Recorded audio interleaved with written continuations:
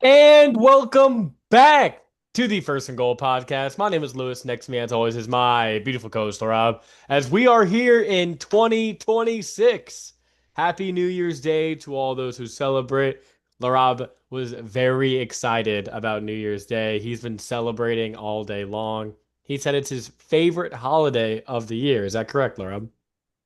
Um, Maybe after Eid 1, Eid 2, Thanksgiving, Boxing Day. Oh, around Christmas, of course, Black Friday. That's probably number one, actually. Um, You know what I'll say? New Year's Day has been the best holiday of this year so far. I'll give it that. are we ready to hop into these picks or what, big bro? So here's the situation, Laura. I, you don't know. I'll give you credit here. You have been on top of these NFL games. It's almost like you have your finger on the pulse of the NFL. And I mean, it's not like I've been having crazy bad picks. You're just getting all these 50-50s. You've hit your last four upsets in a row. And now the biggest upset, which would be beating me in the picks this year, from what it looked like beforehand, because you did beat me last year as well.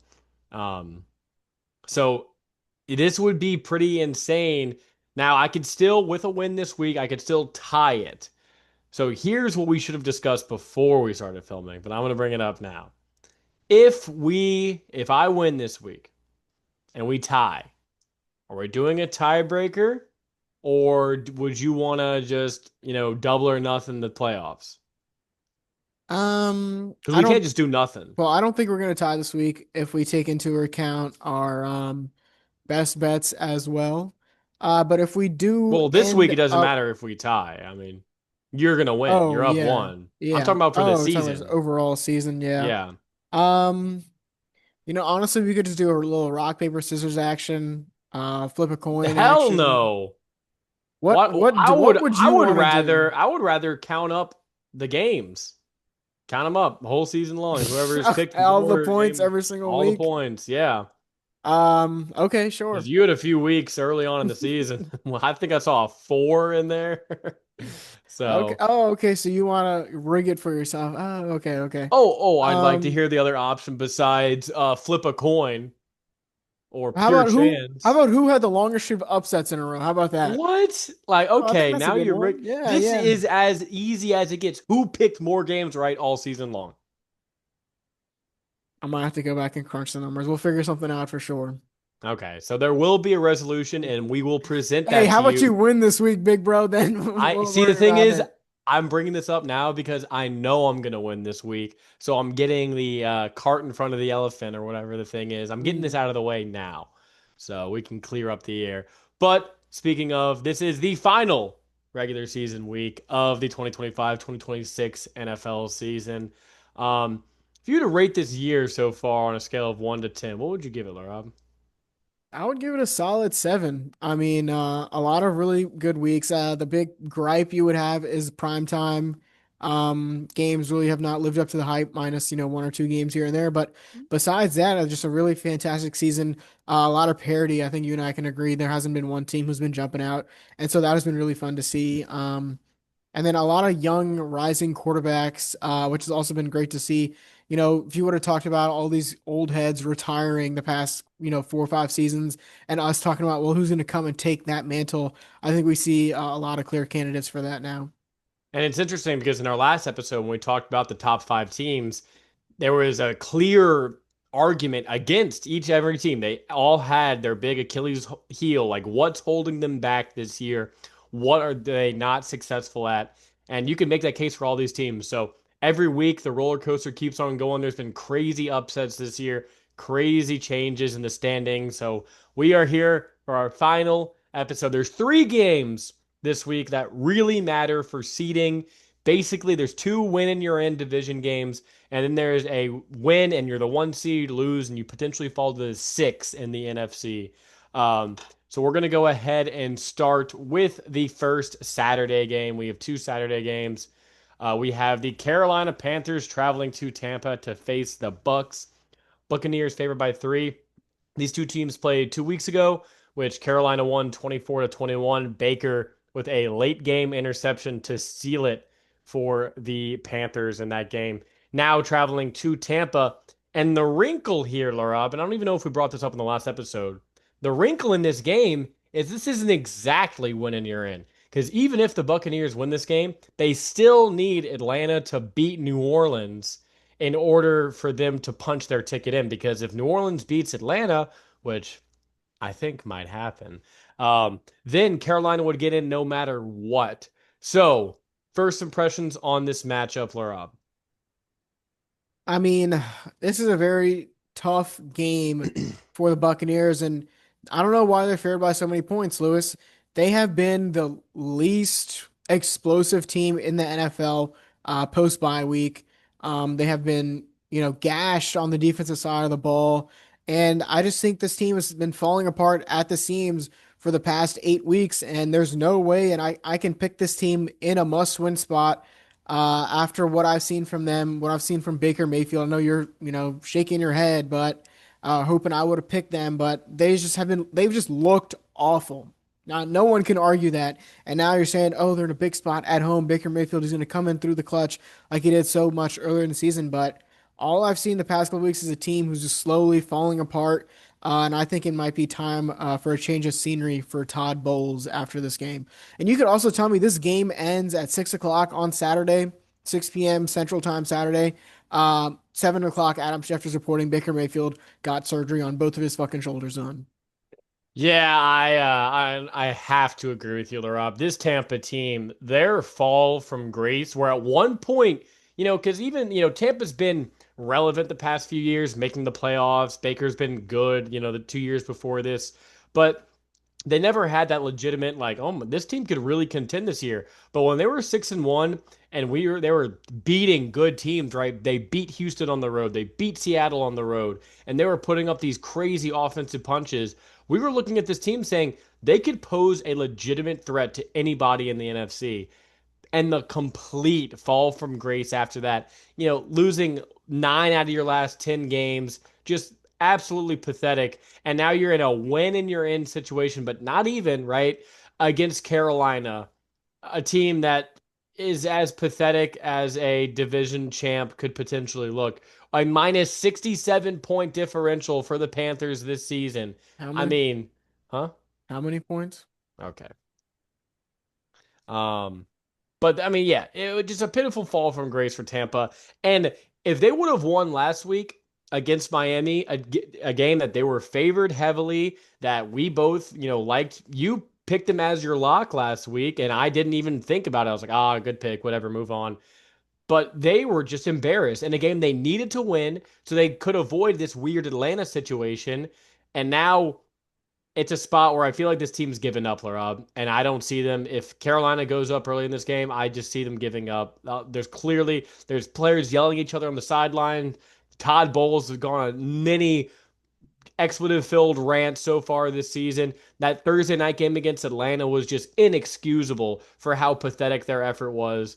And yeah, I mean, if they fired Bowles, I get it. It's this never really seemed like a marriage that was meant to last in Tampa. And I do think they needed a new change of scenery, even though I do like Bowles as a coach. I just think he brings a steadying force to that defense. But the injuries, met with the inconsistent play, met with just the tired locker room, I think this is the funeral for this iteration of the Buccaneers. And unfortunately, that means we have to pretend we think the Panthers are a good team this year, which they're not. So I do like Tampa. I mean, excuse me, Carolina in this game. Hmm. That's my gut talking.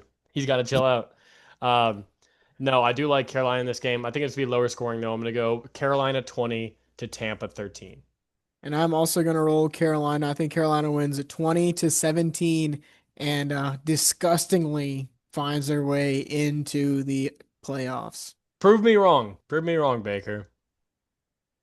All right, well, let's move on to the game of the week in the Seahawks going to San Francisco to play the 49ers. Seahawks favored by 1.5 points on the road, Lewis. And here it is again, another huge spot for Sam Darnold, 2 years in a row. Win, and you have the 1 seed. Now he has to face this 49ers team who almost was embarrassed, or at least they were embarrassed defensively by Caleb Williams at home last week. Now they have to face the Seahawks in what has been a very turnover offense this year, turnover heavy offense, but has found a lot of ways to move the ball with Kenneth Walker, of course, JSN and his emergence, and AJ Barner. Shout out the barn burner. And on the other side, you have Brock Purdy, who ever since he's come back from injury, Lewis has been he's been top five. Honestly, I can't say anything other than that. He's been a top five quarterback since he's returned. And when in this offense, even with George Kittle out on that Sunday night game, they were able to move the ball at will, and that's gonna be what this game comes down to.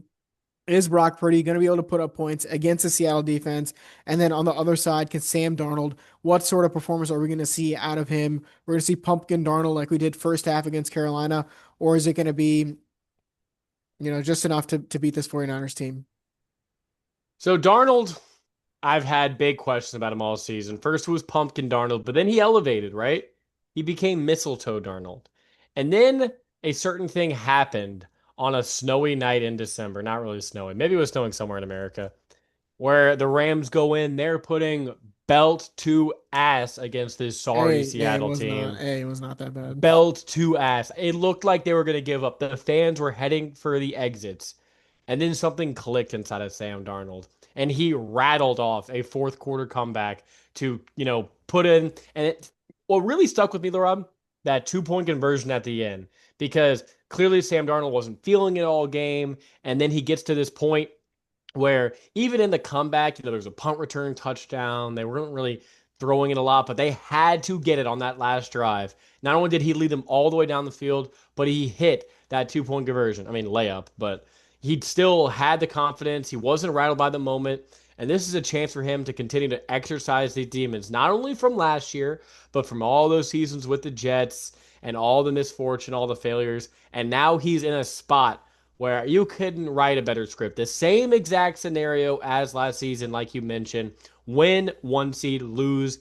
You're going on the road in the playoffs, and we saw what happened last year. Now, if they play Carolina, I don't think that's going to be the case, but I've seen stranger things happen. Um, that being said, I am picking the Niners in this game. Ooh! Yeah, that's where I'm gonna get my point, right? I just think Brock Purdy's been playing like an insane quarterback. And yes, this Niners defense is dreadful. However, they don't get sacks, they don't get interceptions, they don't cause turnovers. So it's like, okay, they're dreadful, right? But they don't do any of the good defense things, and they forced a field goal late in that Bears game when they were going back and forth, back and forth. Bob Saleh is a good defensive coach, and you know that they've been practicing for this moment. They haven't played since week one, so it's not like the tape is that really transferable. Basically beginning of the season to the end of the season, these two teams are completely different. And the bigger thing here is Brock Purdy is playing like that guy. What does scare me is McCaffrey's been dealing with a back thing. I've already won my fantasy championship, so he could tear his Achilles for all I care now. But I still root for McCaffrey. He did so much for me this year. I can't help but root for the kid. That being said, give me the Niners here at home. Super Bowl is in Santa Clara for the 1 seed. No one's been talking about them all year. Mr. Irrelevant leads the irrelevant 49ers to the 1 seed. Give me the Niners in this one. 42-37. Go gold, I guess. I don't And know. I'm going to pick the Seahawks 31-27 as the Seahawks claim the 1 seed in the NFC. All right, so that will potentially change some things for some other games we will discuss. But finally, the last really impactful quasi playoff game of the of this week, we have the Baltimore Ravens hosting, right? No, New. traveling to Pittsburgh to face the Steelers. Steelers are 3.5 point dogs at home. And Larob, this Steelers season has been ending with a brutal whimper. The fact they lost that game last week to Cleveland, where, DK Metcalf's out because he punched a fan, and Calvin Austin's out, so your best receiver is Adam Thielen and Scotty Miller, and Rodgers 40 pass attempts, couldn't even crack 200 yards, couldn't run the ball that effectively, and they just were stuck in mud all game long. And when these two teams played the first matchup between the Steelers and the Ravens, the big difference was DK Metcalf. He had his best game all season, over 140 yards, two touchdowns. He was extremely impactful in that matchup. Now he's out. It seems like, big John Jane or Darnell Washington, he's going to be out, broke his arm last week. So you're really playing with Pat Fryermuth and the gang on offense there for Hey, shout out Aaron John Rodgers. Smith. Shout out Arthur Smith's brother, Johnu Smith, who he loves and adores. Maybe it's his son. I don't know. They have some type of blood connections. I can't prove it, but I know it. Um, and as for the Ravens, it's hard to really put a ton of faith in this team the way they flip flopped all season long. The indications is that Lamar Jackson will play in this game. And usually that's a good sign. That would make me be like, hell yeah, go Ravens. Like, oh, now they're really going to roll. But the way Tyler Huntley was playing, their two best wins of the season, Laraib, and I think we can both agree. Last week at Green Bay, and then home against Chicago earlier in the year when they both needed wins. Tyler Huntley started both games, and it was probably their two best rushing games of the entire season. I don't know what's been going on with Lamar. I don't know if it's the hamstring, the back, contract negotiations, John Harbaugh, whatever it is. He has not been playing like the same player as he was last year. And a lot of that affects the run game because if he's not able to scramble and open things up and make you force to really pursue on that RPO or the delayed handoff to Derrick Henry, then you're just not going to be that competent as we've seen in the past. So big keys to this game, if you're picking the Ravens, which I am, is Derrick Henry needs to be the force he was last week against Green Bay. And defense, just don't let Scotty Miller and Pat Fryermuth beat you. I like the Ravens. Nevermore. This will be Lamar Jackson's final game as a Baltimore You're Raven, crazy. unless John Harbaugh finally gets the boot That's not going to happen. after the season ends. Um, no, I mean this is just a matchup of you. Well, we could just flip a coin and pick who would win this game. And I would say yeah, sure, whatever. On one side you have the Ravens, like you mentioned, when they have Lamar Jackson and Derrick Henry, they just have not ran the ball consistently whatsoever. Now if Lamar is playing and Derrick Henry got all those carries last week, John Harbaugh, he's not going to do that again. That was a winning recipe. He doesn't cook that shit up twice in a row. And then on the other side for the Steelers, I think they really, I think Aaron Yes. Rodgers really understands what it's going to take to beat this Ravens team. You know, finally they learned their lesson without DK Metcalf. All right, this is what we need to do. The two guys who you disrespected and did not mention, Jalen Warren and Kenneth Gainwell, the heartbeat of this Steelers offense. I think they are going to be able to dink and dunk their way all the way down the field against this Ravens team. Roquan Smith, he's questionable, but he's probably going to play. Kyle Van Noy, questionable. He's probably going to play, but those are two very old, stinky guys. With I Aaron just think, Rodgers. I think Aaron Rodgers, he's still got that ayahuasca. You know, he was going hard for New Year's, and so he's gonna have some of that left over in his system as well for this game. And Not so good. I think that's gonna be the difference in this game. Aaron Rodgers and his ayahuasca. Give me the Steelers somehow in the playoffs, 26-23. The thing that scares me the most about picking against the Steelers is that Lamar if Jackson's they playing a big game. lose, well, but if they lose, they They fall to will be. 8-9, which Mike Tomlin's No, never no, had the Steelers will be 9-8 if they if they lose. lose.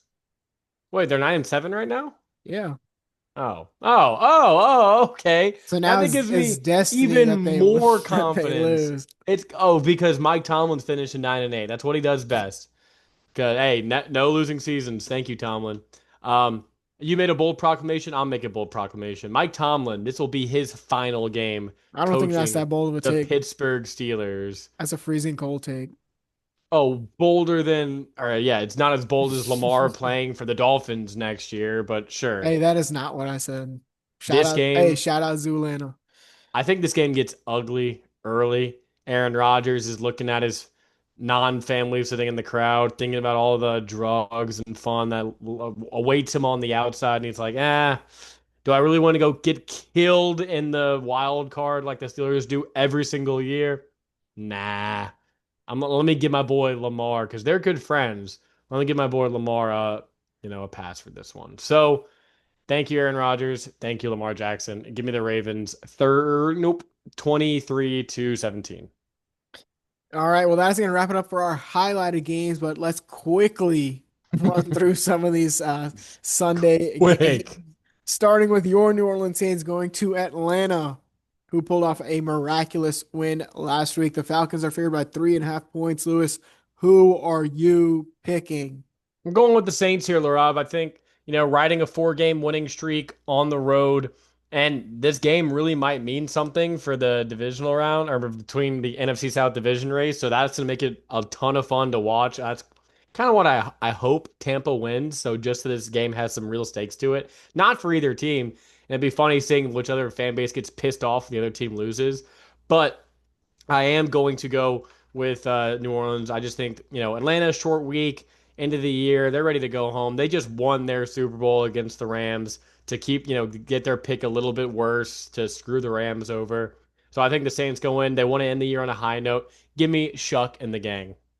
I'm going to roll with the Atlanta Falcons. I think Kirk Cousins is still auditioning for the role of the Pittsburgh Steelers starting quarterback for next season. So, he will be going hard. And then on the other side for the Saints, today he was ruled out with a blood clot. And so that is going to really hinder Olave. this Saints offense. So give me the Falcons 23-20. It's all right. We got next man up. Shout out Mason Tipton. And that's basically it. Yeah.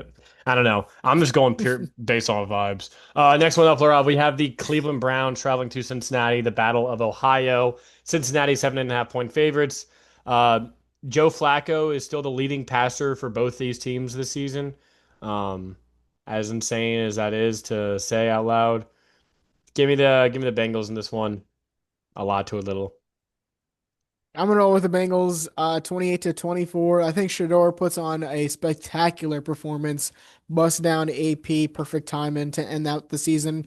We might have a Mark Gastineau situation if I see Joe Burrow take a Oh, multi hell no. sack Okay, and in this thank you for game. bringing this up because if I see Joe Burrow go down for Miles Garrett's sack, I'd be pissed if I was Miles Garrett. Unless that was something Garrett went up to him at the end, like before the game, he was like, "Hey Joe, like if it's fourth quarter and I haven't gotten you yet, like let me get one." Because you already know if he doesn't have a sack and it's like it looks like that might be the last defensive possession, you know what? If that's me, if I'm the Browns or if I'm the Bengals, I'm taking knees. I'm saying, fuck you, Miles Garrett. I don't give a shit if you want this. You're not getting this record against us. Are you kidding me? Meanwhile, my baby old Saints are like, Mike Evans, yeah, come get your little slant for your 1,000 yard season. Oh, that pissed me off. If I'm the coach, I'm putting 5 blockers on Miles Garrett this game. Joe Burrow's gonna get sacked by the other guys probably, but not Miles Garrett. Not Miles Garrett. So no. That's an interesting wrinkle. Are you letting him get the record if you're Joe Burrow? If I'm Joe Burrow, I mean, I'm just so sad and depressed all the time. That's true. This might bringing joy to others might bring me joy. So maybe we do see him do some shenanigans. You know what would fire me up? Hey, maybe next year, Miles. That's what would fire me up. Packers Vikings in Minnesota. Vikings favored by 7.5. Packers resting the whole farm. They locked in the 7th seed. So basically, we're gonna see what Max Brosmer can do yet again, coming off a longer week of rest. Um, I got the Vikings in this one. I just don't really see the Packers playing anybody in this game. And the Vikings end the season on a high note. Try to maybe see what Brosmer's got for next year, boost his trade value or some shit. I don't know. Give me the Vikings. Shout out to Malik Willis. He has Shout been out. very, very solid this season. From what his time was He in won't be in playing. Tennessee, he won't be playing. Clayton Tune is the starter. Clayton Tune, shout out my Cougars, baby. I got the Vikings winning this one 22-3. All right. Next one up. Brian Flores hates Clayton Tune, by the way. We had the Dallas Cowboys traveling to New York to face the Giants. Dallas 3.5 point dogs. Giants still have a chance at the number one pick despite winning last week. Um, Cowboys don't really know what we're playing for at this point in the season. Maybe we like the coach. We want to get him another win. It seems like Schottenheimer's done a pretty positive job over there in Dallas. So getting a win for the coach, ending the season on a high note, it's never a bad thing. You developed really well defensively towards the end of the season. Your offensive line developed well. And the Giants are looking forward to next year. Even, Jackson Dart, he needs to get his boy Scadaboo back in the fold. These Giants fans won't shut the hell up on Twitter about Jackson Dart winning Offensive Rookie of the Year when he threw for 33 yards in an NFL game where he started the whole game. So shut the hell up, Giants fans. Anyway, give me the Cowboys. I mean, this is a classic Dakota Rain Prescott spot right here in a meaningless game towards the end of the season. He Boom. might throw for 500 yards in this game, and I wish I was kidding. This is the Cowboys special right here. Every single Cowboys fan is gonna look back at the end of this year and say, "We were red hot to finish the season." I can't wait for 2026. Give me Mm-hmm. the Cowboys 34-17.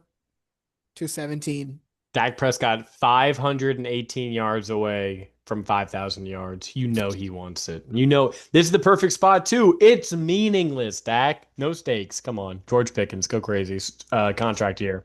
Next one up, Titans Jaguars. Jags fair by 13 and a half. Jaguars need to win this game, and they win the AFC South. Titans had a pretty good showing last week. Cam Ward had some pretty decent plays, but eke out a loss against the Saints at home is pretty rough. Um, so yeah, I'm rolling with the Jags here. Not much commentary. Trevor Lawrence, go crazy. Yep, I mean I have to agree. It's unfortunate for the Texans that the Jaguars do get to finish the season against Tennessee, but credit to the Jaguars, they played very well all season long now at home. Just win and you win your division. It can't be much more simpler than that. Trevor But Lawrence. but you have that little feeling, huh? Like, where have I seen this before? Trevor Lawrence, it is easy, pal. Just Pick win. six. Tighten up, baby. Oh man, I'm getting Oh. Carson Wentz PTSD when he was on the Colts against Because that would Jacksonville. give me goose bumps to see Trevor Lawrence toss a couple of give me's to who's Name out him, there. bro. Name Hey, him, bro. hey, give me the Kyer Jaguar. Elam. Hey, give me Kyer the Elam is a good starting corner for the Titans. hey, give me the Jaguars 28-13. They threw at Kyer Elam 8 straight times, by the way, last week. The Saints did. Shout out Kyer. All right, now we have the Colts at Houston, 158.3 passer rating when targeting Kyer Elam last week. Um, Colts at Texans. Texans 10.5, another situation. If they win and the Jags lose, they claim the top spot in the division. However, with a loss and a Bills win, they would fall to 6. And I guess you'd rather play, get that 5 seed, just get the highest seed possible. So Houston's going to be playing for something. Colts, they gave up on Phillip Rivers, or maybe he gave up on them. Anyway, valiant effort, Phil. But Riley Leonard starting this game against the Texans defense. I'd hate my head coach if he said, "Hey, we're bringing in a 40-year-old quarterback, and then he's going to quit, and you're going to play a game." Well, first, you're going to come in for a Hail Mary at the end of your last game, throw a pick. So last game you had one attempt for one interception, and then the next game you're going to play against the Texans defense. Hey, fuck you, Riley Leonard. Anyway, yeah, Texans a lot to Colts a little. Yeah, give me the Texans 23-13. All right, next up, now we're in the 3 o'clock slate. Bat 3 o'clock slate. Jets at Bills. Bills favored by 6.5 points.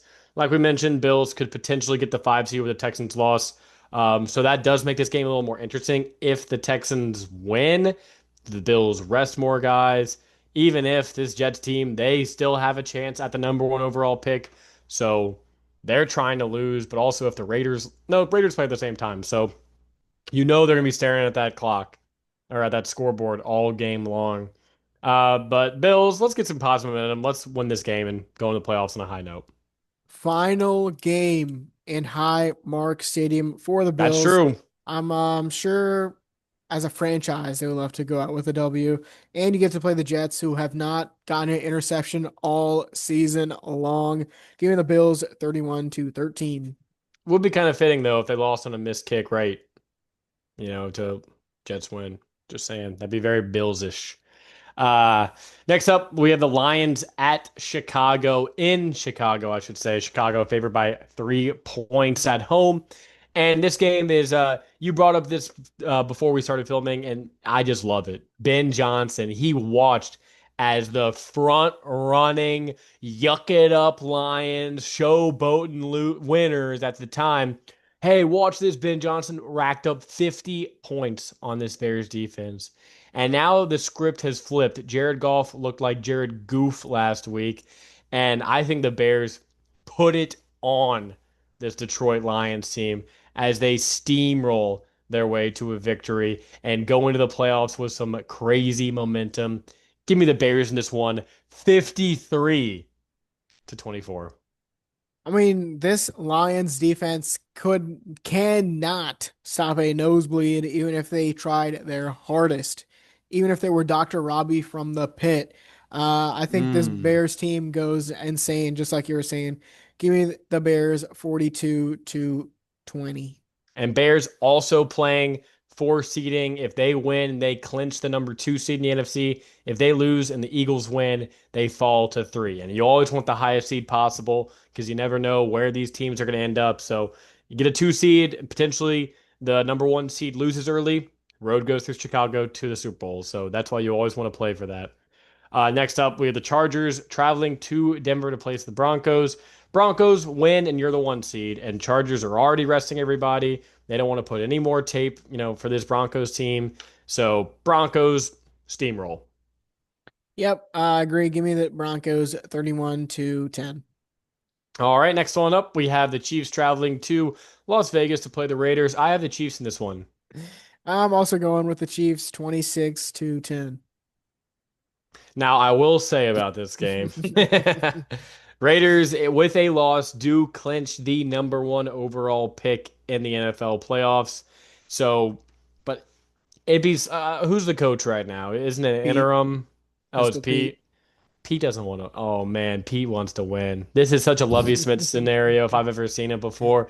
He wants to win. He's not going out like a sucker. A chance to beat the Chiefs and Andy Reid? Hell yeah, Pete Carroll exclaims. So they're winning this game just to shit on this Raiders front office for all their awful decisions. Pete does not play in meaningless games. This season's probably driving him in crazy for how this team has been playing. Or I don't know. Maybe he's just out of it at this point. Sorry, Pete. So are you But changing your pick or what, big bro? no, I'm picking the Okay. Chiefs. Okay. No, Okay. that if I lose based on a Raiders pick, I'd kill myself. Next one up, Laraib, the Cardinals at the Rams. Rams favored by 7. What you got? I'm gonna go with the Arizona Cardinals. I think if the 49 or when the 49ers lose, I mean, excuse me, when the 49ers lose on Saturday, that means the Rams with a win here will be able to move up. So I'm going to think the Rams will be playing their guys. And this Cardinals team is just ridiculously banged up. I mean, Buda Baker is out. Gunther the third is out. Will Johnson is out. Michael Wilson, he's playing, but Greg Dortch is out. MHJ is out. So is Trey Brissett McBride is out. really?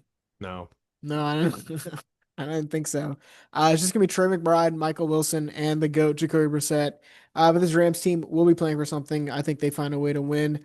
I think they win 27 to 20. Who? The The Rams. Rams? You Yeah. literally just said, yeah, I think the Cardinals win. Well, I was gonna pick the Cardinals, but then I realized when the Seahawks beat the 49ers, the Rams will be able to move up a spot if they win. Right. Oh, So I'm picking the okay. So Rams. you teased me all that for nothing. Yeah, yeah, yeah. No, so the 49ers are going to win. And it's Uh-huh. not going to matter this game at all for the Rams, but the Rams need to prove something. They need to win this game to get some good momentum going into the playoffs. So, hell yeah, they need to win this game. So, I agree with you for all the wrong reasons. I got the Rams in this one. Notably, I'm not losing on the stupid Cardinals. Um, Dolphins at Patriots. Patriots 10.5 point favorites. Similar situation for New England here. If they win and Denver loses, they can get the number one seed. Besides that, there is a very small chance that they could fall to the 3 seed with a Denver loss and their loss, and Jacksonville could jump up. I don't see that happening. Most likely scenario, they stay at 2. And Miami, Quinn Ewers, what I tell you? Hey, He's that guy. Hey, you were just a week too early. I That was a was week what you too said. early. Yeah. But hey, Quinn Ewers, horns up, even though they no, they won. They beat Michigan yesterday. Uh give me Quinn Ewers to no, I'm kidding. Give me Drake May. Yeah, I'm gonna go with the Patriots. They will be playing at the same time as the Broncos and as not Jaguars. as the same time as the Jaguars, Yep. but same time as the Broncos. And so yeah, Oh. they will be playing some of their guys at least. So I think they win 31-20. All right. And then we have our final regular season prediction between the two of us for the 2025-2026 season. And that is the Philadelphia Eagles playing the Washington Commanders at home. Philly, 4.5 point favorites with a win and a Bears loss. They can move up to the 2 seed here. You know they're going to lose. I know they're going to lose. They're going to lose this game, but I'm not going to pick them to lose. I'm going to pick them to win. So give me the Eagles in this one. I'm also gonna be picking the Eagles in this game. I just think this You is know a they're going to very lose. good game for them to get some momentum into the playoffs, and so I'm gonna think they win. AJ Brown Debo. All right, well, that's going to do it for our picks. This is a sad moment, you know, final regular season. We've been doing this for so long this year. We want to thank you guys for being along this journey. Before we leave, though, we do have our locks, upsets, and best bets of the week. I'll start off with my lock. I have the Chicago Bears, who are going to put the Ben Johnson beat down on this Lions team. And you mentioned that Lions defense is awful. Jared Goff clearly thinking about the beach somewhere with his dime of a wife. Um, so give me the Bears as my lock. And for my lock, I will be going with the Philadelphia Eagles. You Mm. made me really nervous to lock them up, but this time of year, Nick Sirianni, they've won 3 games in a row. They're healthy on defense. I think they win this game in a big spot. All right, and then Laraib, who's your upset of the week? My upset is those Pittsburgh Steelers. Mike Tomlin, can you defeat the 9-8 curse? I think he can. I think Lamar Jackson in a pseudo playoff game comes up really short. Him and John Harbaugh are will be at each other's throats as soon as this game is over. Give me the Steelers as my upset. And my upset, Laraib, is the New Orleans Saints. Tyler Shuck looking for his fifth win in a row. Jawan Johnson, Taysom Hill, some of these guys could be their last game as the Saints. A lot of legendary football players: Cam Jordan, Demario Davis, Jawan Johnson, Taysom Hill.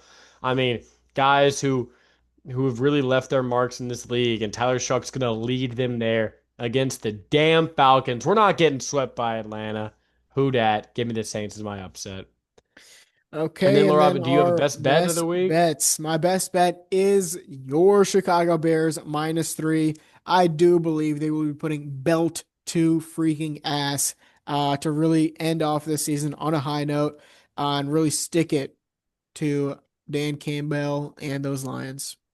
My best bet of the week, Larob, I have the Carolina Panthers, Tampa Bay Buccaneers under 43.5. I think that's a slobber, knocking, ugly, multiple turnovers, not very efficient passing games.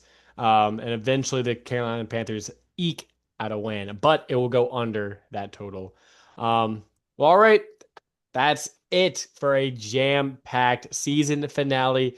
And we will be back next week for our full week 18 breakdown. Plus, we finally get to look at the playoff picture. Super excited to sink our teeth into that one. So, if you want to see our reactions and breakdown, go check out next week's episode dropping on Tuesday. Laurab, you got anything else for the beautiful people before we get out of here? No, this is our First Goal Podcast signing off. Peace.